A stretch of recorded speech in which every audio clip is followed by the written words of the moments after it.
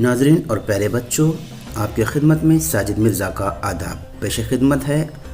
آج کی اردو میڈیا کی اہم سرخیاں: حاجیوں کے لیے انکم ٹیکس ریٹرن لازمی، زیارت کے لیے ایران جانے والوں پر بھی ضابطۂ نافذ، خلاف ورزی پر 10,000 روپے کا جرمانہ بھرنا ہوگا، 31 دسمبر آخری تاریخ۔ وارانسی کا وزیر اعظم کا دفتر برائے فروخت، OLX پر 7.5 کروڑ قیمت لگائی گئی، ہنگامے کے بعد 4 افراد حراست میں۔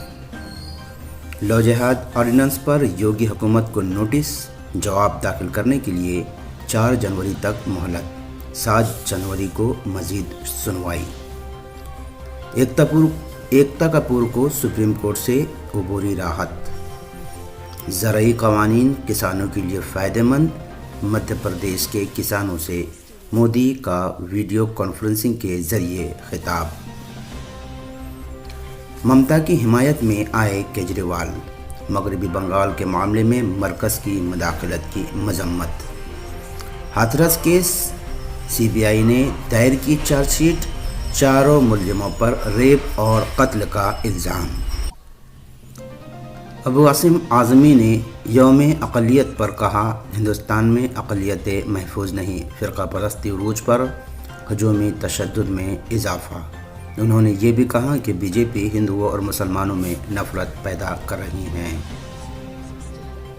مدھیہ پردیش کی عوام کو لگا بجلی کا زوردار جھٹکا، بجلی کی قیمتوں میں اضافے کا حکم صادر، کمل ناتھ نے شیوراج حکومت کو بتایا دھوکے باز۔ راجناتھ سنگھ نے کہا، نوجوان ملک کی سرحدوں کی تاریخ کچھ سمجھے۔ انہوں نے یہ بھی کہا کہ میری بڑی خواہش ہے کہ ہماری آنے والی نسلیں ملک کی تاریخ، بالخصوص سرحدوں کی تاریخ کو جانیں اور سمجھیں۔ اسی کے ساتھ ساجد مرزا کو اجازت دیجیے، انشاءاللہ جلد ہی ملاقات ہوگی۔ اللہ حافظ۔